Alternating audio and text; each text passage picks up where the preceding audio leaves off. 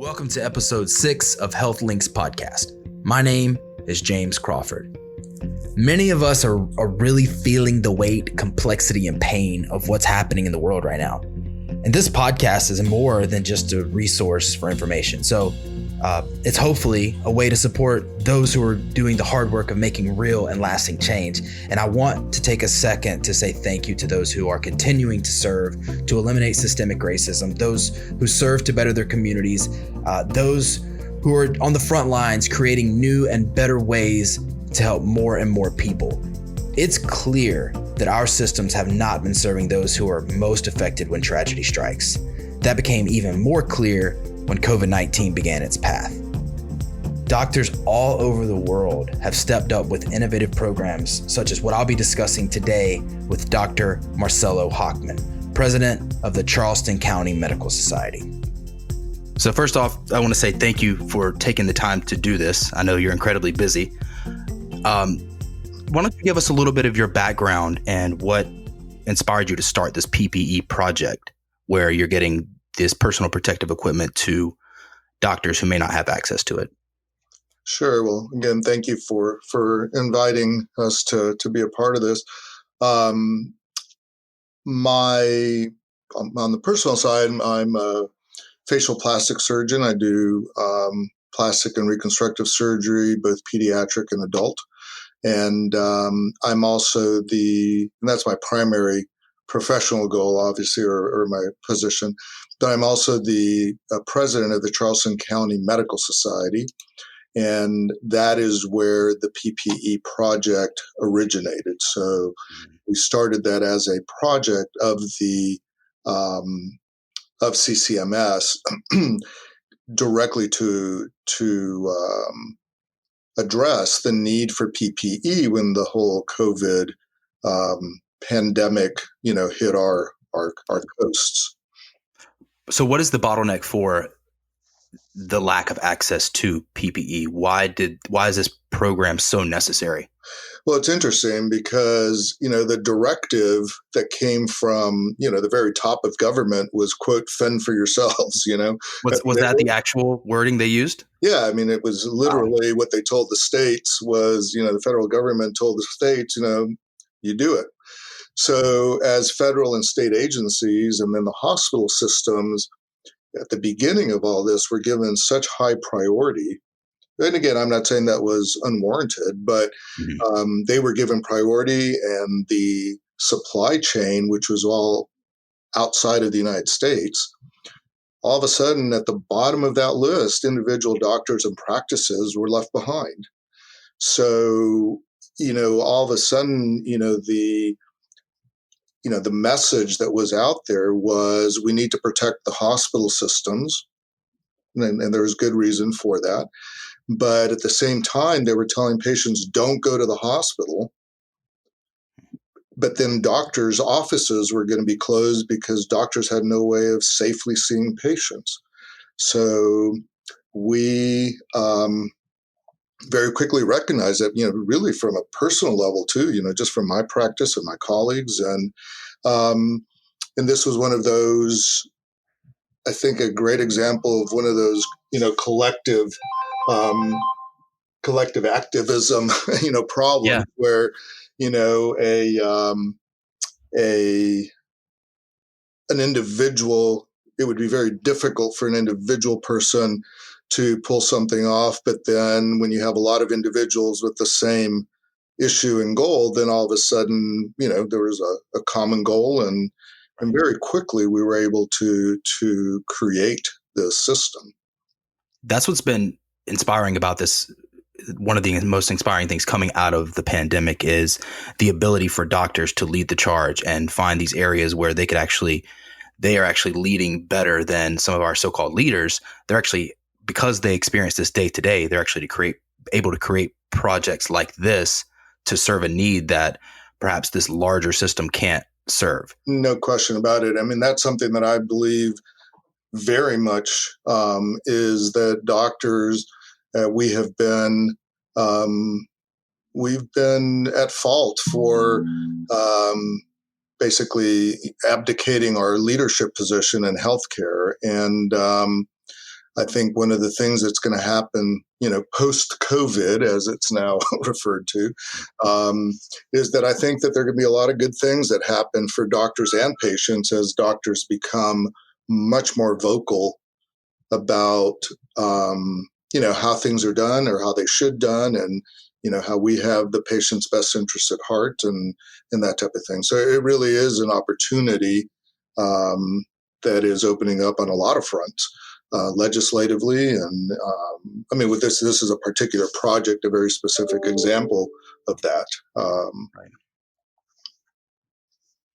Yeah. So tell me a little bit more about the specific details of, and how are doctors accessing these? So essentially, they can't go purchase small amounts of PPE. They have to have a group buy-in because the supply chain is outside of the U.S. and they want wholesale orders. So how is this being handled? What are some of the details behind it? Sure. So what you described is exactly the case. So I, as an individual, small practice, can't order enough of masks or gowns or whatever the item might be to have a factory in China take notice, right? So Right. most of the practices are supplied by big distributors here in the US. But what happened is that, of course, the bigger clients, which are the hospital systems, all of a sudden took over virtually all of the distributorship supplies, right? And the federal government and the state governments and agencies and all that.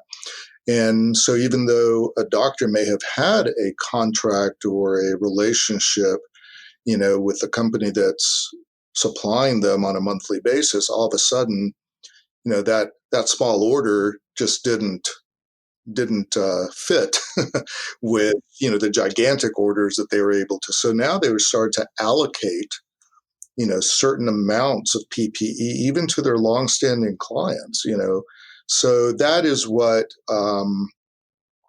instigated all this, is that we were able to create a way forward to sustain doctors' practices with PPE, and then we just organically came upon a way to do something that is going to be, I think, a permanent fixture. I mean, the system, the platform, I should say, is something that can be adapted in the future to other things that doctors might need. So, like what? Well, as the needs of, initially, of course, masks and gloves and gowns and shields are at the top of the list. As a little bit of time goes by, I think masks are still going to be up there. Gloves are always going to be up there. But maybe isolation gowns and some of the shields may be less, but we need more hand sanitizers, So maybe we start carrying hand sanitizers and not more of the gown. I'm not really sure where it would go, but we've created something that, based on need, can be adapted. So you're creating a flexible platform that can be adapted to the individual needs, which did not exist. Was there anything that existed like this before? No. So that's what's amazing, is that, so from the initial idea, we, to a survey of the membership, this is just Charleston County. It wasn't even the state of South Carolina. So we've got 200 members, we were a very small group. So we had the idea, we created a survey, and then we launched the PPE Project Urgent Bulletin telling people, here's a site, let's do this. Was a whole 10 days. It was within 10 days we had come up with the idea and launched the site. And then very quickly our members started ordering things, and then we expanded it to the state of South Carolina. And within a month, we had almost, an order for over 300,000 units of things. Now that is an order that is noticed by a factory, right? So if you picture this as a big funnel, and at the top of the funnel, you've got the state of South Carolina doctors, and at the bottom of the funnel, all those orders come together. And then what happened over time is that I told a good friend of mine in Arizona about this. He told his medical society, And all of a sudden, the Arizona Medical Association was using our platform. So at the top of the funnel, you now had 2 entry points, right? But it was still going down to the same bottom. And then somebody in Arizona told a doctor in West Virginia. And that over the 2 months, I mean, this has only been going on, for, since April. We now have 7 states and a couple of independent associations. So if you look at that top of the funnel with a bunch of, now 9 different entry points, at the bottom of all this, we now have placed orders and distributed for almost 1 million units of PPE. And there's no way that I, as an individual physician, would have ever been able to do that on my own. Yeah, it's an example of how grassroots movements can become the mainstream movement. Sure. Eventually, this is going to, it seems like this is something that could become the norm. Yep. How do you? Too. There's a great essay. I don't know if you've know Mark Andreessen.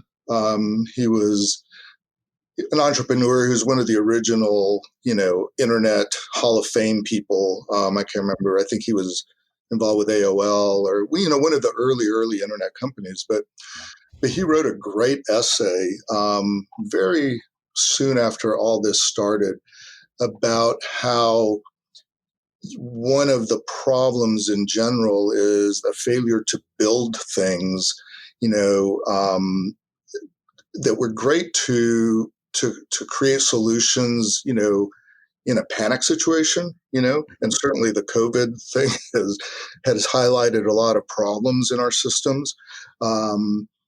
But what we at CCMS have done in a very small way, but really what he's talking about is that in 20 days, we created a platform and an organization that will be useful in the future, right? So yes, we created it as a response to a problem now because we had to. And but guess what? All of a sudden, we've built something that will be around for, I think, the foreseeable future. Like I said, the need may change, the focus may change, but the platform is there because it works. And that's the benefit of starting with a smaller group. You're able to adapt. You said you created this in 10 days. It doesn't seem like a larger group would have that ability. Oh, and there's no way. And, just like they say, politics is local. Well, healthcare is local too. So, a group of doctors got together and did something that, would have taken an act of Congress, literally, for the federal government to do, and so I'm very proud of the way that we were able to do that. So it seems like an absurd thing that in the country we live in the times we live in, that this is not something that was predicted or something that was already in place. Why is this not something that has been predicted, or when did this issue begin where there was this lack of access to PPE? Did we just get too comfortable as a nation, or a government got too comfortable? Well, I think there's a lot of finger pointing, and it's easy retrospectively, and I think it's so multifactorial. I mean, I think there's really so many things, and I think that's one of the things that essay that Andreessen wrote. I don't, he wasn't like pointing the finger at any one thing, but that maybe collectively we've become kind of complacent, and maybe we don't look at the sort of the long view as well as other places do.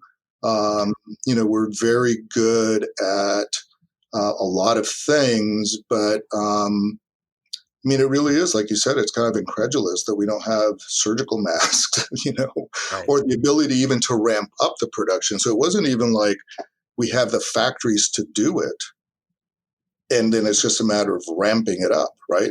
We don't even have the factories to do it, which was an issue. There's no initial place to scale from to begin with. Right. So that's, so there's a lot of, at the time, and still a lot of, head nodding and acknowledgement and finger pointing. Yeah. But, again, I'm just proud of the fact that we actually came up with a solution for ourselves, and is meeting a need. So how many doctors have been helped with this? I don't know that, honestly, off the top of my head, because it's now spread out over, so many states and organizations. I know that we're over 1 million units of PPE, so, an individual doctor may truly put in an order for, and I'm making up a number, but 5,000 masks. So if there's 1 million, and they're not all masks, but 1 million units of PPE, it's a lot of doctors making small orders. Yeah. So, what about in South Carolina? Do you have an idea of how many doctors have been helped in this state? Well, again, if I just off the top of my head, I would say, probably about 1,000 practices. It's interesting, locally in the state, there was a big story a few weeks ago about one of the major hospital systems partnering with a major airline production company, airliner company, aircraft company that's here in the Charleston area. And there was a big press conference, and 3 of their biggest planes, these gigantic things that had flown in PPE for 2 hospital systems. And they were so proud of the fact that there were, again, I'm making up a number, but it was about 1 million or 1.5 million units of PPE. And I'm thinking, if you had the ability to do that, then why not bring in 5 million and share it with the rest of the state? Yeah. And yet we essentially have brought in the same amount on a different scale, of organization, and with not any fanfare. And the senators and the governor and the presidents of the organizations weren't all standing on the tarmac waiting for our stuff. So, yeah, right. There's no photo opportunity. Yeah. Yeah. What are some other ways that doctors can take the lead? I think this, you're creating this platform that's flexible and adaptive to the future, and there has to be other ways that doctors can step up and take control of things that they have perhaps abdicated their leadership. Yeah, well, I'm laughing because I'm not sure this podcast is going to be long enough for that. But that's the great thing about podcasting. Yeah, so that's one of the things that I've been very vocal about and very and passionate about, and the reason why I became more and more involved with the local medical society is I think that, and again, the COVID situation highlighted issues that I think are going to give doctors an opportunity. So to answer your question, I think there's some legislative issues that we've been arguing for and fighting for that I think are now kind of a no-brainer. So for an example is the Certificate of Need law, which is, totally unrelated to PPE, but the CON law in South Carolina limits the number of healthcare facilities, the type of healthcare facilities, and the types of services that can be done with requiring the state to give, approval. And it's a big issue, which for many years has been sort of knocked down by the hospital systems because it protects, it's a little bit of a complicated issue, but basically it protects the incumbents that already have the certificates and limited the amount of other things that could be built. So how is that related? Well, during COVID, the reason people had nowhere to go other than the hospital. I mean, people were still having heart attacks. People were still breaking their arms and cutting their fingers or whatever. But there were no alternatives to the hospitals. Babies were still being born at the hospital because there are no birthing centers in South Carolina. Why? Because there's a CON that restricts those. There are no independent, surgical centers where, you could have been doing some elective orthopedic things, or urgent orthopedic things that otherwise had to be done in the hospital setting where, so that is a direct risk. It's something that the pandemic highlighted that now I think there's a great opportunity for the CON to go away in South Carolina. The governor had to lift the CON with an executive order. So if it's good enough to be lifted during an emergency, then it's probably something that's good enough to be lifted permanently, you know. Yeah. So the certificate of need law, does this prevent new practices from opening? Is the limit there are a certain number that can open within a certain given time period? What is the actual restriction? Well, the law just says that you need basically permission to either build or provide a list of services and facilities, which puts us at the ninth most restrictive in the country. So we have the ninth most restrictive CON law in the country. So it controls what you can build and, you know, and needing or requiring state approval. The catch to that is that anybody who has a certificate of need can then contest a new application. So if you are a hospital and I want to build a orthopedic or a hand surgery center across the street, guess who's going to contest the CON application? The hospital, right? We want to keep it in-house. Well, there are very few, if any, doctors who can outlast, you know, the fight with a hospital system, financially, time-wise. And in fact, the hospital systems fight amongst themselves. You know, one hospital wants to build something, the other hospital sues that hospital. They spend millions of dollars, and, you know, 3-4 years into the process, everybody gets to build whatever they want. But who suffered in the meantime? You know, the public in that area that didn't have access to another center, you know, a more cost-effective or a more efficient, maybe higher quality center, because, you know, these systems are being protected. So it's almost like I mean, it seems like a very unethical way to proceed, and it also seems like and it's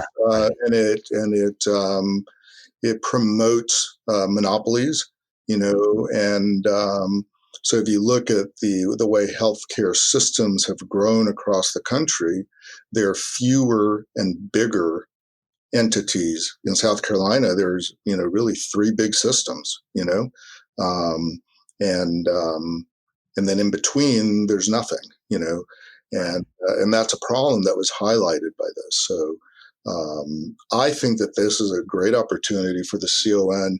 I mean, it kind of showed itself. It proved itself that it's a bad idea. Yeah. It also, if you have fewer larger places where people can go for their healthcare needs, it seems to eliminate that personal connection that people need. If you have a small town, the idea of a small town doctor almost seems like a thing of the past more and more. It is. And the CON is partly related to that, you know, because it's been proven that rural patients have less access to care because they now have to go to the urban areas to get their care because that's where the centers are. So there's not I mean, if an orthopedic surgeon, and I keep on saying orthopedics because it's just so common, and it is a surgical specialty that right now can only be done in a hospital-owned facility. But if there was a orthopedic surgeon who wanted to open up a surgery center in a rural place where he or she was originally from, kind of wants to go home and provide that there, it's not possible, you know, and that's wrong, you know, because it denies the public from an option that would be higher quality, more efficient, more cost efficient. So, I mean, that goes back to basic things. When you limit the supply, but the demand is still there, guess what happened? Prices go up, you know, and it's one of the things that healthcare is so expensive, not because the service is that expensive. It's just that the systems are so expensive. And the other thing that we've been fighting and arguing for, which is, I think, going to change post-COVID again, is what you just mentioned, actually, is if a doctor wants to go into a community or is employed by a hospital and wants to go across the street and open their office, guess what? They can't, because most doctors who have been employed, which is now over 60% of doctors in South Carolina, have signed a non-compete clause. And so now if you want to leave your place of employment and go across the street and open your office, you can't, because your non-compete clause says that you have to stay for X amount of time outside of a certain geographic area.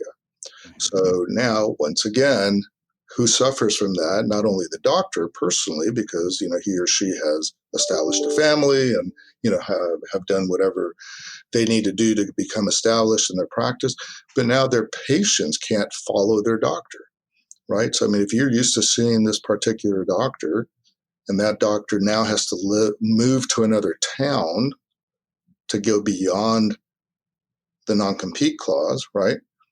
Now, all of a sudden, you are assigned a doctor within the system that maybe you don't want, or you didn't have a choice. So, and I think it's important to highlight how important that is, because there are so many people who would just elect to not go to the doctor at all. I know men especially, like they'll just be sick and not go to the doctor because they don't feel comfortable or whatever it is. But that close relationship is so important for people to continue to go and get the care that they need. There are many people that just don't go. Because and the doctor-patient relationship is at the very core of medicine, and it has gotten hacked at over the years as there's more and more distance between the doctor and the patient. And I'm not talking about just geographical distance, but just you've got even payment distance. Where we all use an insurance card and somehow it gets paid for, but you expect something from that doctor, but that doctor doesn't get paid for their service. I mean, it's just this, it erodes that personal connection. You've got a lot of nurse practitioners and physician's assistants now that are, seeing patients, and patients don't even know who their doctor is anymore. And some specialties, dermatology, it's very common for a dermatologist to have, 2, 3, 4 assistants, and the patient doesn't see the doctor anymore. It sees the intermediate person, and that creates problems. It's interesting that the legal profession a long time ago recognized that non-competes were a problem. So as a profession, the legal profession prohibits them from having non-compete clauses in their contracts. Why? Because the attorney-client relationship is so important that they think that it's detrimental. Well, I think the same argument could be made for the doctor-patient relationship. So we, again, as a profession, doctors, really should get organized about the non-competes. And I think the COVID thing has highlighted that as well. Yeah, highlighted a lot of things. Tell me more about your practice. You are somewhat of a renaissance man. You do many different things. I think that makes me old somehow. But so my practice is, it is a little eclectic, which suits me. I have a very active elective cosmetic practice, so I see what medicine is like when the patient pays and has a direct relationship to me, to their surgeon. There's nobody between us two. You ask me how much does it cost to do X, I give you a quote. You take that quote, you compare it to somebody else, you decide whether it's worth it to spend that money and time with me or not. So it's the old-fashioned true fee for service. Fee for service now means a different thing in our insurance world, but that truly is, I tell you what it would cost for me to deliver this service, and you decide and make a value judgment whether that's good or not for you. So that's the elective cosmetic world, and I have a big practice in that. And then I also have a pediatric vascular anomalies practice, so children with these congenital tumors and vascular birthmarks, so to speak. And, so those are all children and babies as opposed to adults on the elective side. And that's all third party, so that's all insurance. That's a lot of, government insurance, underfunded patients. And I also do quite a bit of pro bono work in that area.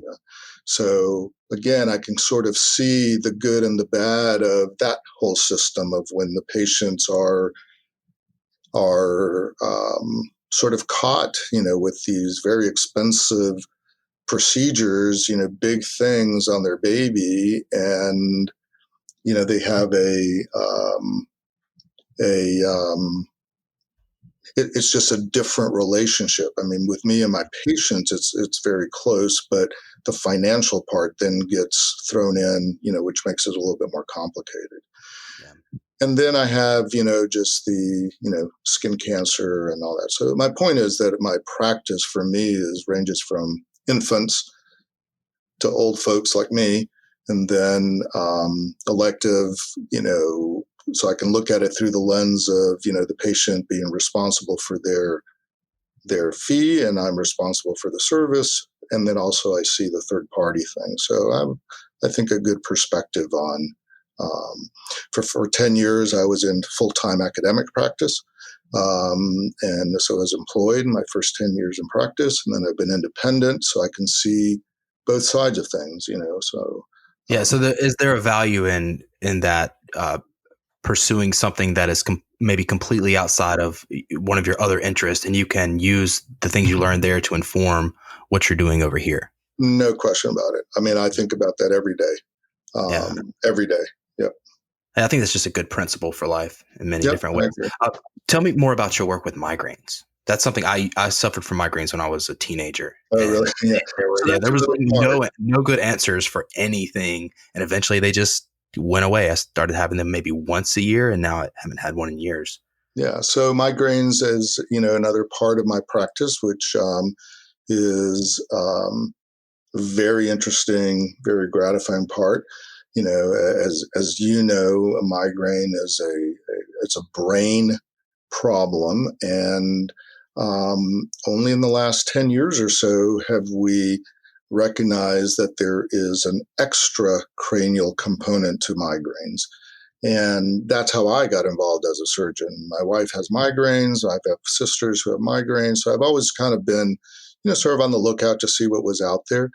And then once the extracranial theory of pain and all that became pretty well accepted, and it started falling into the bailiwick of some of the procedures that I knew how to do, I started getting into that. So what is extracranial? What are you outside of the brain? So the nerves and so these particular areas that are trigger sites or trigger points that are networked into the area of the brain where we know the migraine problem is.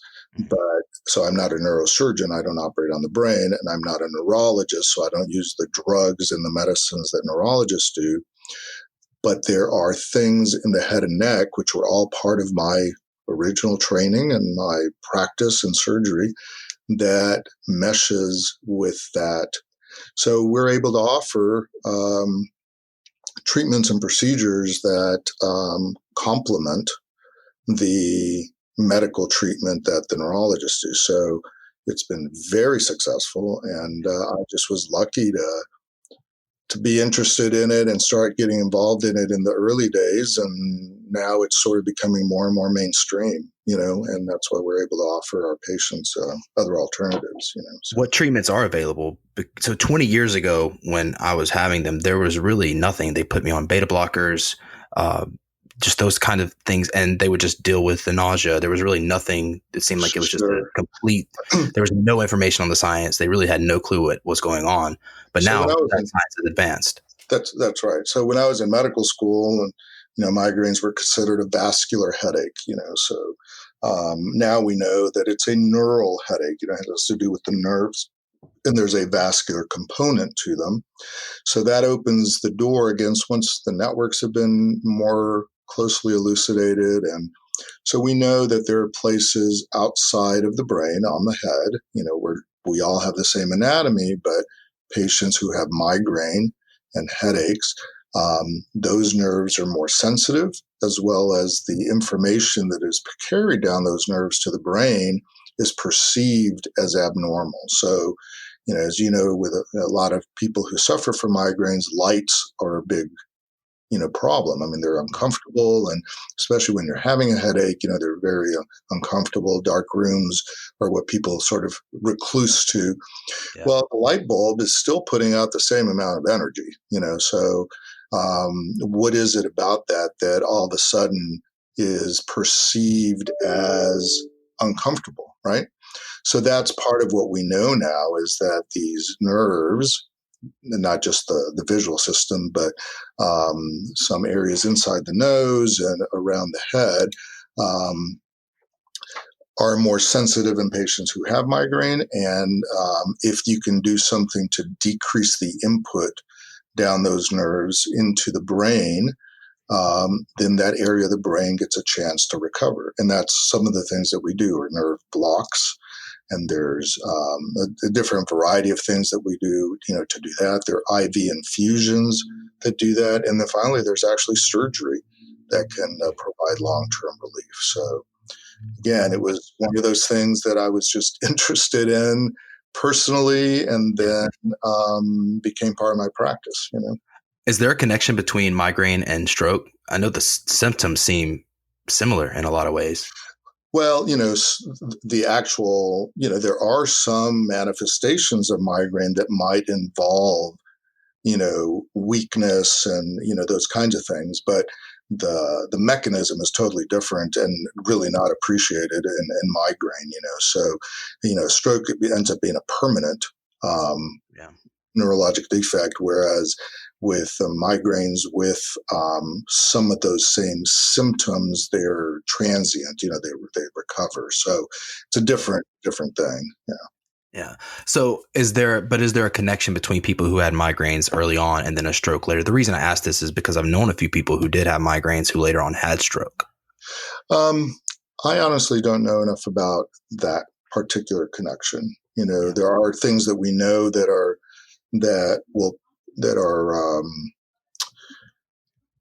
predispose people to strokes, the high blood pressure, especially, and, some anatomic abnormalities, but there's no discernible anatomic abnormality in a migraine patient per se, so I don't know what the connection is, or if there really is a true connection between those two diseases, Yeah.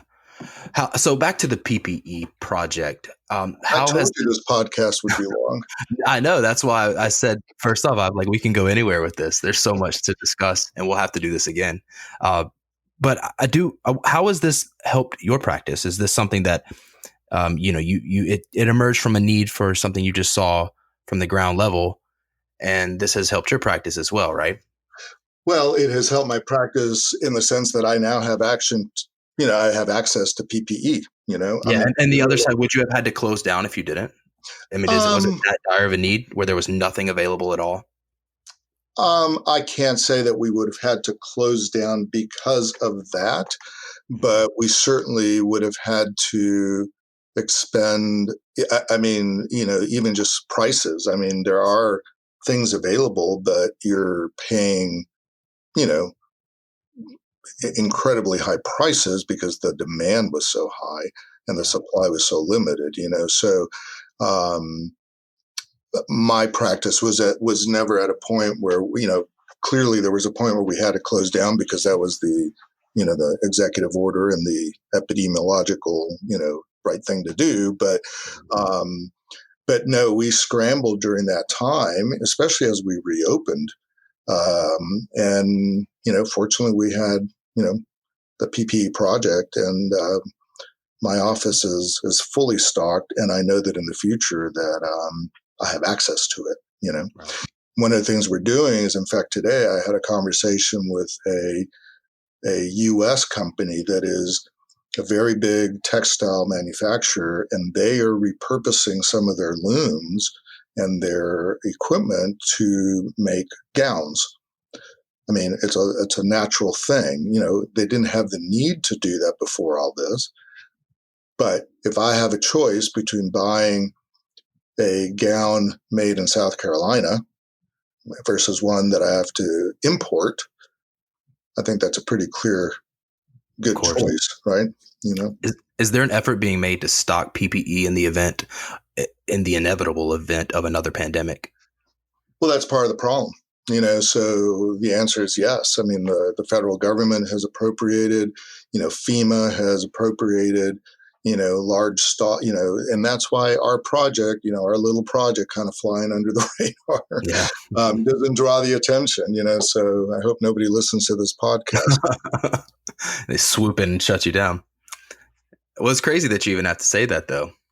I don't really mean that, but yeah. In a way, it's good to have a small project that's making such a big impact. Right. Yeah. So how does someone get connected with this project? Who do they contact? Is there a website that they can reach out to? Well, there is. So actionppe.org is sort of the umbrella that we've created. And then organizations and, associations can register there.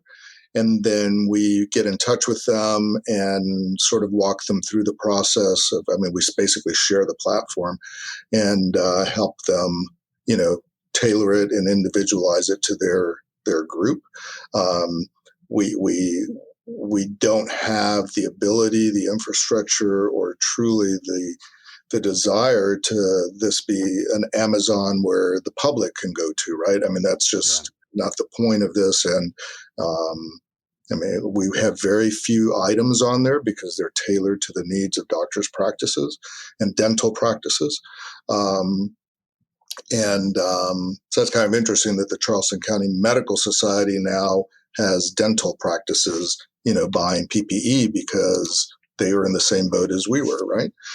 So actionppe.org is the website where these organizations can go to, and then, our amazing team of 3 people gets in touch with them and gets them going. I mean, it takes literally about 48 hours to get another state organization up and running. How long does it take to receive the PPE once the order is placed? Yeah, so now it's down to probably about 2 weeks. The Charleston orders took a month, actually 2 to 4 weeks, because we were trying to figure out the process, and now it's pretty much a pretty streamlined thing, and we have weekly flights, and we can count on things now, and we are now moving into a ship direct model where we're actually going to be able to ship the individualized box of PPE to the doctor's office. So we're going to be starting that in the next week or so. So right now you receive it in Charleston and doctors come pick it up? Well, for South Carolina, we receive it in Charleston. We then distribute it to Columbia and Greenville, and their volunteers, the doctors come to those sites, and different states are doing it differently, but similarly. And that's why, as we've, it's so time consuming to do that. It was great initially, during the really acute phases of this, that was great. The reality is that we're all pretty used to having something delivered to our doorstep, right? So, so that's what we're morphing into, and we'll be launching that here in the next week or so. So we're hoping that the turnaround time then to the doctor's door will be, closer to the 2-week mark. Great. All right, Dr. Hochman. Well, I know you have a lot of important work to get back to, so thank you for taking the time to do this. Is there anything you want to leave the audience with before we go? No, really just, that, there is no bigger ally for the patients than your physician. And, I would tell patients to demand to see their doctor, demand to have the care that they want and that they And that will drive change. Again, the pandemic is going to create some change on its own, but between doctors and patients together, a lot of good things I think are going to happen. I really do. Yeah. Thank you, Dr. Hochman. Great. Thank you. It was nice speaking with you. You too. Thank you so much for listening. And thank you, Dr. Hochman, for sharing your story and your time with us today. I do believe that positive change and progress is continuing to happen. I know we are seeing so much pain, and many people are experiencing so much struggle, some more so than others, and it's uncomfortable, and we may want to turn away and mute it, but I believe we should lean into it, and that's the only way we learn the lessons from it. I definitely don't have the answers. I don't know if there is any one person who does, but I do know something happens when people come together and put their minds and hearts and skill sets and resources together. It's the only way real change has ever been made.